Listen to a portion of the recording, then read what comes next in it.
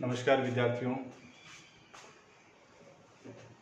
तो आज अब हम एक आपका नया जो सब्जेक्ट है इंट्रोडक्टरी वेटनरी एनाटॉमी, उसके जो सेकेंड सेमेस्टर का कोर्स है वो हम डिस्कस करेंगे आज से।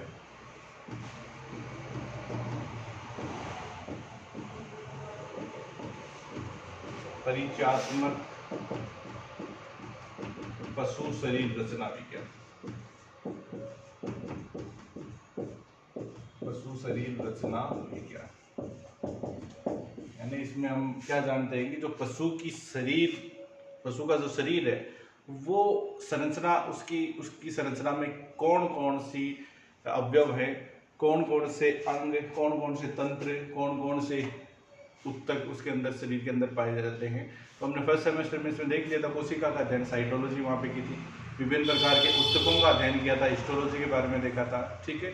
एंड देन कुछ तंत्र जैसे कि कंकाल तंत्र, पेशी तंत्र, अध्यावरणी तंत्र, इन तंत्रों का वहाँ पे हमने अध्ययन किया था। अब इस सेकेंड सेमेस्टर में जो और तंत्र हैं जैसे पाचन तंत्र हो गया, आपके उत्सर्जन तंत्र हो गया, आपके रुधिर परिसंचरण तंत्र हो गया, श्वसन तंत्र हो गया, ठीक है, जनन तंत्र हो गया, स्तनी तंत्र हो गया, ठीक है, इनके बारे में हम यहाँ पे इस सेमेस्टर के अंतर्गत अध्ययन करेंगे, ठीक है। तो पाचन तंत्र, सबसे पहले हम इसके बारे में डाइजेस्टिव सिस्टम जो है उसके बारे में देखते हैं।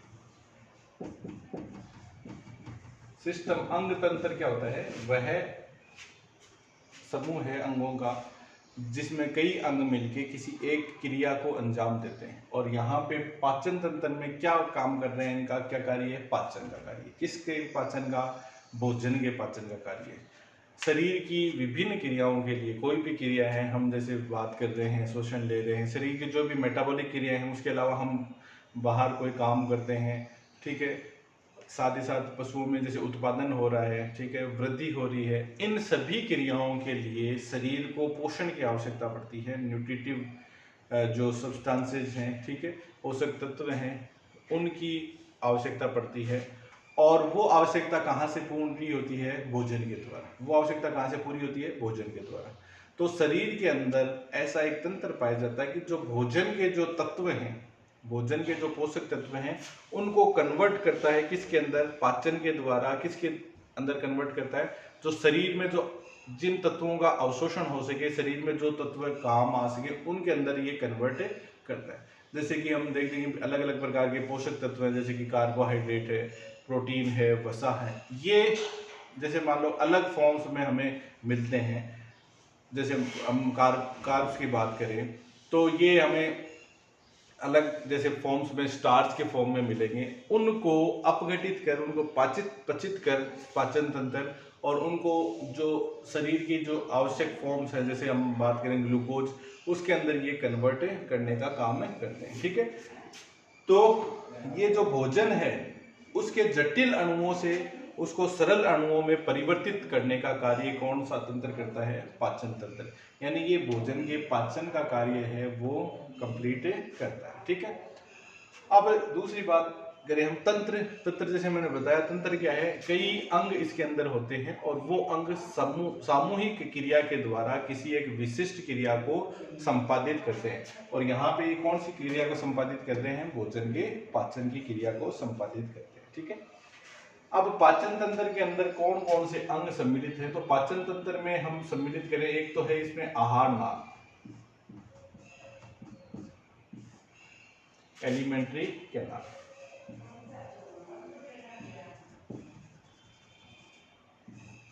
और दूसरे कुछ ऐसे अंग हैं जो पाचन में सहायता करते हैं, उनको बोलते हैं सहायक पाचक अंग,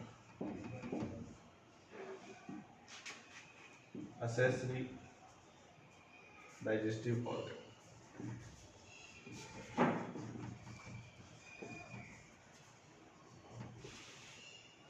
आहार नाल नाम से स्पष्ट है, ये एक नाल है, नलिका है, और जिसमें से आहार गुजर रहा है। आहार यानी भोजन जिसमें से गुजरता है। जैसे यहाँ से हम भोजन खा रहे हैं और पीछे गुदा से लास्ट में वो पचित होने के बाद में जो अपचित भोजन है गुदा से, तो यहाँ से पूरा उसका जो जिस नलिका से गुजर रहा है उस नलिका को हम क्या बोलते हैं, आहार नाल। इस आहार नाल में क्या क्या सम्मिलित है? सबसे पहले हम कहाँ से भोजन को ले रहे हैं, वो भाग है मुख। मुख से मुख गुहा के अंदर जाता है, जहाँ पे भोजन चबाया जा रहा है, उसमें लार मिलती है। वहां से ये जाता है ग्रसनी के अंदर। ग्रसनी जो है श्वसन तंत्र और पाचन तंत्र का एक कॉमन मार्ग है। यहाँ से ये जाएगा ग्रास नाल या ग्रसिका कहते हैं हम। ये एक नलिका सदस्य संरचना है ये भी, ठीक है, हालांकि पूरी ये नाल से ही है। तो ये ग्रसनी से भोजन को ले जाएगी कहाँ पे, आगे आमाशय के अंदर। आमाशय से ये जाता है कहाँ पे, छोटी आंत्र के अंदर। छोटी आंत्र से ये जाता है बड़ी आंत्र के अंदर, और बड़ी आंत्र के लास्ट भाग जो मलाशय रेक्टम, उसका अंतिम ओपनिंग जिसको हम बोलते हैं गुदा, उसके द्वारा अपचित भोजन है वो बाहर निकाल दिया जाता है। तो आहार इन अंगों से होकर गुजरता है। कौन कौन से अंग हैं? मुख, मुख गुहा, ग्रसनी, ग्रासनाल, आमाशय, छोटी आंत्र, बड़ी आंत्र और लास्ट में क्या है, गुदा। ठीक है, अब हम इनकी जो है क्या क्या संरचना होती है उनके बारे में देखेंगे। यहाँ पे हम थोड़ा सा ये और देख लेंगे सहायक पाचक अंग कौन कौन से हैं जो पाचन में सहायता करते हैं। तो जैसे कि मुख गुहा के जैसे हो गए, दांत हो गए, जीभ हो गई, होठ भी इसमें क्या है सहायता करते हैं भोजन को अंतर ग्रहण करने के अंदर। इसके अलावा लार ग्रंथियां हो गई, इसके अलावा आपका यकृत हो गया, अग्नाशय हो गया।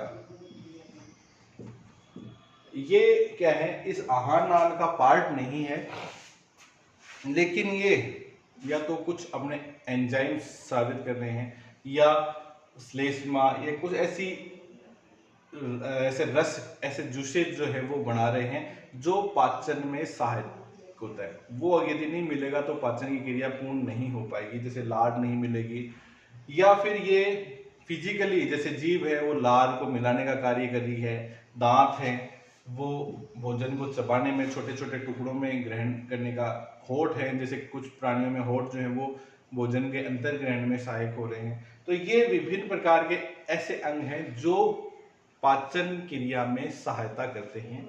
यदि ये नहीं होगी तो पाचन क्रिया ये भी अवरुद्ध होती है, डिस्टर्ब ये होती है। ठीक है, तो ये एक बार आपको ध्यान में रखना है कि आहार नाल के अंदर क्या है, कौन कौन से अंग हैं। ये नलिकाकार पार्ट है जहां से होकर आहार गुजरता है, आहार यानी भोजन गुजरता है। तो ये मुख से लेके गुदा तक का जो नलिकाकार भाग है वो क्या कहलाता है, आहार नाल। मुख, मुख गुहा, ग्रसनी, ग्रसिका, आमाशय, छोटी आंत, बड़ी आंत और गुदा। ठीक है, और दूसरा जो है सहायक पाचक अंग है, दांत, जीभ, होठ, लार ग्रंथियां, यकृत और अग्नाशय। ये क्या करते हैं, या तो कुछ एंजाइम्स या कुछ रसेज, जूसेज का निर्माण कर रहे हैं जो भोजन के अंदर मिलकर उनका पाचन क्रिया होने की जो क्रिया है, पाचन क्रिया वो पूर्ण होती है इसके द्वारा। ठीक है,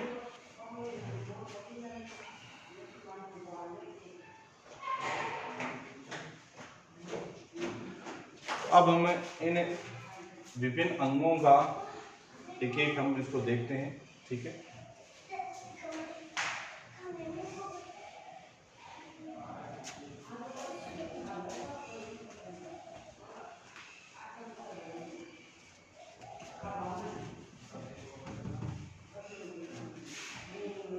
तो आहार नाल के बारे में हम देखते हैं। आहार नाल एलिमेंट्री के आधार पर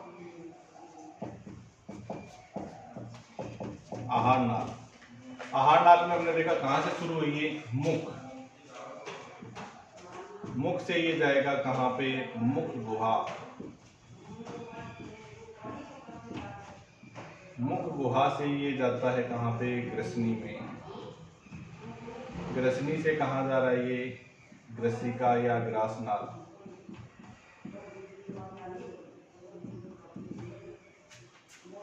ठीक है, फिर यहां से ये आता है आमाशय के अंदर। अब आमाशय में आपको ये ध्यान रखना है कि जो नॉन रूमिनेंट्स एनिमल्स हैं, यानी जो जुगाली नहीं करने वाले एनिमल हैं, उनमें आमाशय सिर्फ एक ही कक्ष का बना होता है, ठीक है। और जो रूमिनेंट्स एनिमल्स हैं उनमें आमाशय जो है वो 4 कक्षों का मिलकर बना हुआ होता है। रूमन, रेटिकुलम, ओमेजम और चौथा है एबोमेजम। ये 4 इसके कंपार्टमेंट, अलग अलग कक्ष होते हैं जिनके अंदर पाचन की क्रिया जो है वो हो रही है, ठीक है। तो ये अलग अलग 4 कंपार्टमेंट का बना होता है रूमिनेंट्स में। और सुडीर रूमिनेंट्स जो होते हैं जैसे ऊंट, लामा, जिनमें उनमें 3 कंपार्टमेंट होते हैं, ठीक है। कंपार्टमेंट 1, कंपार्टमेंट 2, कंपार्टमेंट 3, ठीक है। उसमें ये है कि भाई ओमेजम जो पार्ट है ये नहीं होता किन में, शूडो रूमिनेंट्स, ऊंट, लामा, उनके अंदर, ठीक है। बाकी जो नॉन रूमिनेंट्स हैं जैसे आपके कुत्ता, बिल्ली हो गया, घोड़ा हो गया, सुअर हो गया, उनमें आमाशय कितने कक्ष का बना होता है, सिर्फ एक ही कंपार्टमेंट होता है, ठीक है। रूमिनेंट्स हैं गाय, भैंस, भेड़, बकरी, उनमें कितने कंपार्टमेंट का है, 4 कंपार्टमेंट का बना हुआ है, ठीक है। ये समझ में आ गई बात। अब आमाशय से बाद में कहा जाता है ये छोटी आंत में। छोटी आंत के भी 3 भाग हैं, ठीक है। ये मैं इंग्लिश टर्म में लिख रहा हूँ। ड्यूडेनम, दूसरा है जेजुनम और तीसरा है इलियम, ठीक है। ये छोटी आंत के 3 पार्ट है, ठीक है। छोटी आंत नाम से जैसे स्पष्ट है, इसमें क्या होता है, इसका व्यास जो वो थोड़ा छोटा रहेगा, ठीक है। और इसके भी 3 पार्ट हैं, ड्यूडेनम, जेजुनम और इलियम, ये 3 पार्ट हैं। उसके बाद में जो स्टार्ट होती है वो है बड़ी आंत। बड़ी आंत के भी 3 पार्ट हैं, कौन कौन से हैं, सीकम,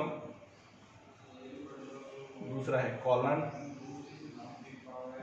और तीसरा है रेक्टम। सिक्कम, क्षुद्रांत्र, वृद्धांत्र और मलासिक, सिक्कम, कॉलन और रेक्टम, ठीक है। ये 3 बड़ी आंत के पार्ट होते हैं, सिक्कम, कॉलन एंड रेक्टम, ठीक है। इसके बाद में जो रेक्टम है वो गुदा यानी एनस, गुदा द्वार के द्वारा बाहर खुलती है और जो अपचित भोजन होता है वो बाहर निकाल दिया जाता है, ठीक है। तो ये आहार नाल के विभिन्न भागों के नाम हैं जिनसे होकर, ठीक है, भोजन गुजरता है।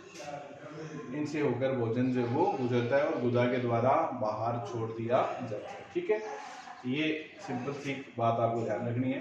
तो ये मेरे ख्याल से ये तो आपको याद होंगे, एक बार दोबारा से आप मेरे साथ में याद कर लें इनको। मुख है, मुख गुहा, फिर ग्रसनी, फिर नलिका सदस्य संरचना, ग्रासनाल, ठीक है। इसके पश्चात आपके जो पार्ट आएगा वो है आमाशय।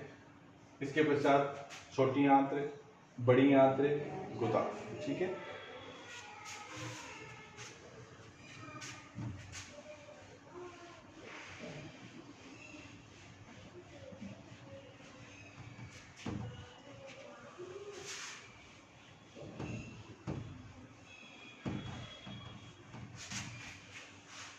अब जैसे मैं गाय के का दर्शाएं, आपको चित्र दर्शाएं।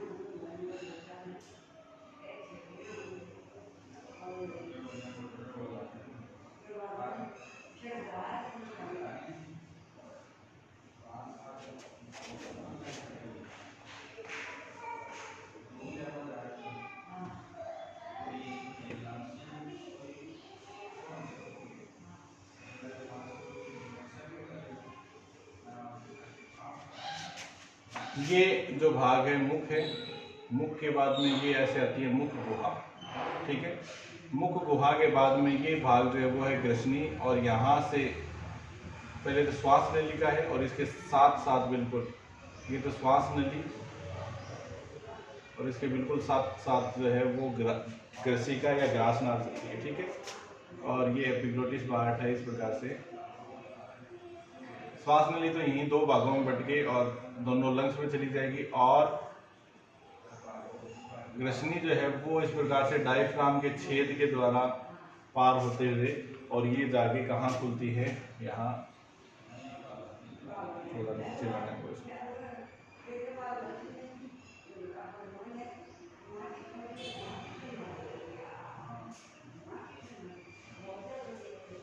और यहाँ पे ये बाईं तरफ तो पूरा एक बड़ा पार्ट होता है जिसको हम बोलते हैं रूमन, और यहाँ इसके पास में एक छोटा कंपार्टमेंट और है जिसको हम बोलते हैं रेटिकुलम। ठीक है, रूमन और रेटिकुलम। ये तो बाईं साइड में हो गए। उस साइड में हम देखें, जैसे मैं डॉटेड रूम में दिखा रहा हूँ, यहाँ पे ओमेजम, इसके साथ में एबोमेजम, और फिर छोटी आंत होती है, छोटी आंत, और फिर बड़ी आंत, इस प्रकार से बड़ी आंत होगी, और ये लास्ट में रेक्टम मलाशय, और फिर ये एनएस के द्वारा ये बाहर निकले जाता है। ठीक है, तो इस प्रकार से ये जो गाय के अंदर हम बात करें, ठीक है, जो रूमिनेंट पशु है उसके अंदर ये जो पाचन अंग है वो इस प्रकार से व्यवस्थित रहते हैं।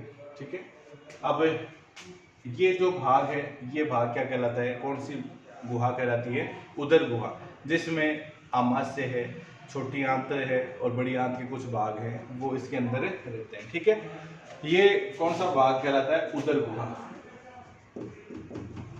और ये उदर गुहा जो है एक झिल्ली के द्वारा आवृत रहती है। उस झिल्ली को हम क्या बोलते हैं, पेरिटोनियम। उस झिल्ली को हम क्या बोलते हैं, पेरिटोनियम। और ये पेरिटोनियम ही है वो इनको भी होल्ड करके रखती है। जो उदर गुहा के ऑर्गन्स होते हैं ये इनको भी, इसके फोल्ड्स आते हैं जो इनकी स्थिति को साधे रखते हैं। वो इन फोल्ड्स के भी अलग अलग नाम होंगे, ओमेंटम, मिजेंट्री, जो हम अभी आगे देखेंगे। ठीक है, तो ये एक थोड़ा सा आपको दिमाग में रखना कि किस प्रकार से जो आहार नाल के अंग हैं वो कहाँ कहाँ पे किस प्रकार से व्यवस्थित हैं, ये आपको ध्यान में रखना चाहिए। ये स्थिति आपको उनकी पता होना चाहिए। ठीक है, अब हम उनको डिटेल एक एक को लेके पढ़ते हैं।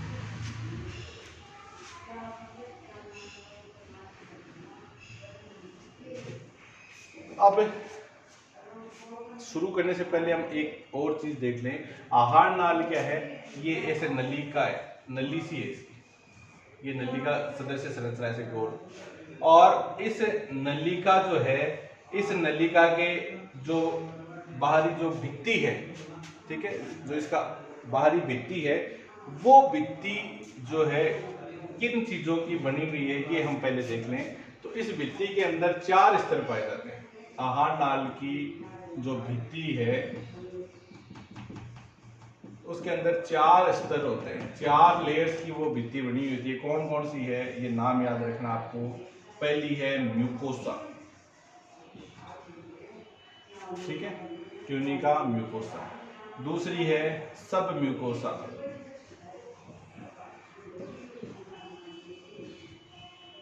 तीसरी है मस्क्यूलेरिस, ट्यूनिका मस्क्यूलेरिस,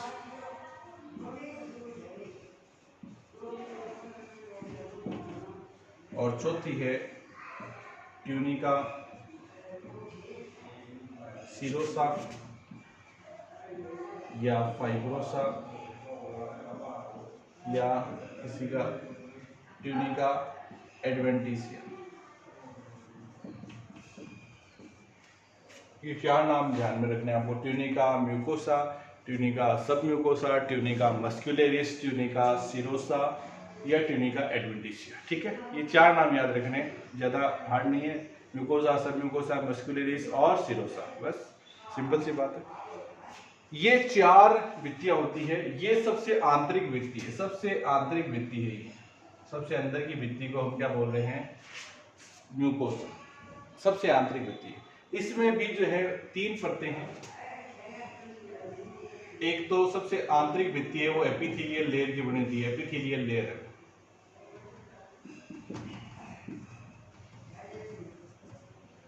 एक होती है इसके अंदर लेमिना प्रोप्रिया, और एक होती है जिसको हम बोलते हैं मस्कुलर लेयर। ये 3 लेयर है जो म्यूकोसा के अंदर। सबसे आंतरिक जो है एपिथेलियल की बनी होती है। ये एपिथेलियल लेयर जो है वो या तो स्ट्रेटिफाइड एपिथेलियम की हो सकती है, जैसे मुख गुहा के अंदर वहां पे, और जहां पे अवशोषण पाचन वाला है, जैसे छोटी आंत बड़ी आंत, वहां पे ये क्या हो जाती है, स्क्वेमस एपिथेलियम की बनी हुई हो सकती है, घनाकार सॉरी यहाँ पे कोल्यूमनार एपिथेलियम की बनी हुई हो सकती है। ठीक है, कोल्यूमनार एपिथेलियम। और पहले शुरुआत के जो आहारनार की शुरुआती भाग के अंदर ये सल्की उपकला स्क्वेमस एपिथेलियम की बनी हुई होगी। ठीक है, और आगे चल के ये कोल्यूमनार एपिथेलियम या आपकी जो घनाकार उपकला है, ठीक है, स्तंभाकार या घनाकार उपकला, उनकी ये मुख्यतः बनी हुई हो सकती है, जैसे छोटी आंत के अंदर, बड़ी आंत के अंदर, जहाँ पे पाचन तथा अवशोषण का कार्य होना होता है, वहाँ पे एपिथेलियल लेयर जो है वो घनाकार उपकला या स्तंभाकार उपकला की होती है। ठीक है, फिर लेमिना प्रोप्रिया, ये भी क्या है, एक लेयर है जिसके अंतर्गत कुछ ग्रंथियां जो है वो पाई जा सकती हैं इसके अंदर। और तीसरी मस्कुलर लेयर है, ये जो है इसमें मांसपेशियां हैं वो पाई जाती हैं। सबम्यूकोसा ये एक प्रकार से कनेक्टिव टिश्यू है, संयोजी ऊतक की बनी हुई होती है, जो कि आहार नाल की जो आंतरिक भित्ति है म्यूकोसा और मस्कुलरिस के बीच में एक संयोजन का कार्य ये करती है। इसमें भी कुछ ग्रंथियां पाई जा सकती हैं। ठीक है, तीसरी लेयर है ट्यूनिका मस्कुलरिस। ट्यूनिका मस्कुलरिस यानी इसमें मांसपेशियां पाई जाती है, नाम से स्पष्ट है, मस्कुलरिस मसल्स, मांसपेशियां इसके अंदर पाई जाती हैं। और ये जो मांसपेशियां पाई जाती हैं ये दो प्रकार की होती हैं, एक तो ये वर्तुल यानी सर्कुलर होंगी और एक होंगी लॉन्गिट्यूडनल यानी अनुदैर्घ्य। ठीक है, जो गोल वाली होंगी उनका काम तो क्या है, आहार नाल को चौड़ा करना, संकड़ा करना, चौड़ा करना, संकड़ा करना। और जो लंबाई के अंदर होंगी, उनके अंदर जो लंबाई के अंदर जो आपके संकुचन होते हैं, उनको करने का कार्य कौन करेगा, अनुदैर्घ्य मांसपेशियां। तो ये दो प्रकार की मांसपेशी मस्कुलरिस में दो प्रकार की मांसपेशियां, सर्कुलर मसल और दूसरी होंगी लॉन्गिट्यूडनल मसल। ठीक है, सर्कुलर मसल ये गोलाई के अंदर होंगी। ठीक है, और ये इसको मतलब कि इसके व्यास को कम और ज्यादा करने का कार्य जो है वो करती है। और लॉन्गिट्यूडनल मसल जो है, जो पेरिस्टालसिस मूवमेंट होते हैं, उन पेरिस्टाल्टिक मूवमेंट को करने का कार्य कौन सी करेंगी, लॉन्गिट्यूडनल, यानी आहार नाल के अंदर भोजन को आगे खिसकाने का जो कार्य है वो करती है। फिर चौथा जो सबसे बाहरी लेयर है वो है ट्यूनिका सिरोसा या ट्यूनिका फाइब्रोसा और ट्यूनिका एडवेंटिस। अभी जैसे मैंने आपको बताया, उदर गुहा वाला जो भाग है जहाँ पे पेरिटोनियम पाई जाती है, वहां उस भाग के अंदर तो हम सबसे बाहरी भाग को क्या बोलते हैं, ट्यूनिका सिरोसा या फाइब्रोसा। बाकी जो भाग है यानी आहार नाल का अगला भाग यानी मुख गुहा, ग्रसनी और आपका ग्रास नाल, इनका जो बाह्य भाग है या बड़ी आंत का जो अंतिम भाग है जैसे मलाशय वगैरह, उनका जो बाहरी भाग है वो क्या कहलाएगा, ट्यूनिका एडवेंटिस। बस इतनी सी बात है, ज्यादा कोई वो नहीं है। यानी सिरोसा तो कहाँ है, जहाँ पे पेरिटोनियम है, यानी उदर गुहा वाले क्षेत्र में जो अंग पाए जा रहे हैं उनका जो बाहरी पार्ट है उसको तो हम ट्यूनिका सिरोसा कह रहे हैं। बाकी भागों के अंदर हम बाहरी पार्ट को क्या कह रहे हैं, ट्यूनिका एडवेंटिस। तो ये चार स्तर होते हैं, चार स्तरों से मिलकर आहार नाल जो है वो बनी हुई होती है। ये चार मुख्य जो स्तर है वो मुख्यतया पाए जाते हैं। ठीक है,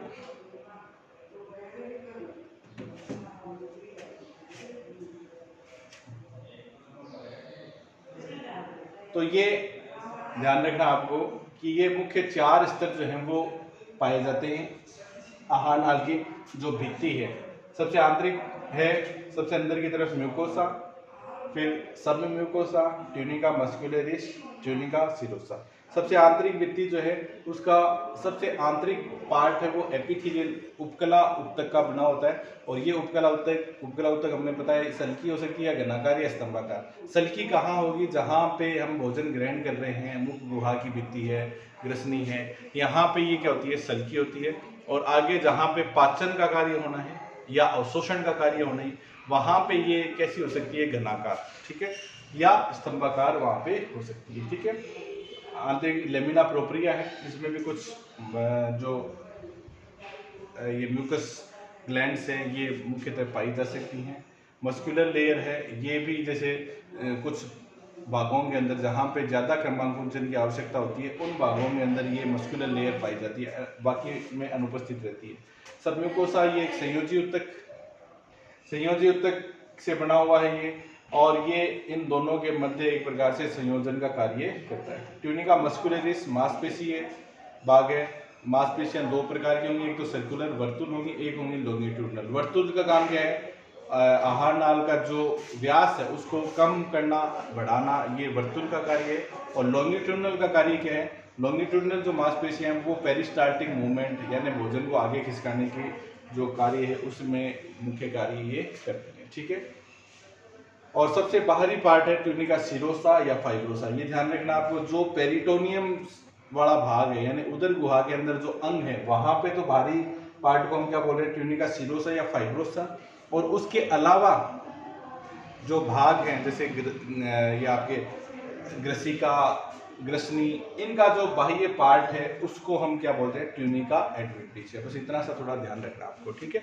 तो ये जो चार परत है इनको आपको ध्यान में रखना है। बाकी नेक्स्ट हम अलग अलग जो विभिन्न अंग हैं जैसे मुख से लेके गुदा तक के जो आहार नाल के विभिन्न भाग हैं उनके बारे में हम सेपरेटली इनको डिस्कस करेंगे एक एक कि उसमें क्या क्या संरचना है। ठीक है। किस किस प्रकार की संरचना पाई जाती है, जो मुख्य संरचना है उनके बारे में देखेंगे हम।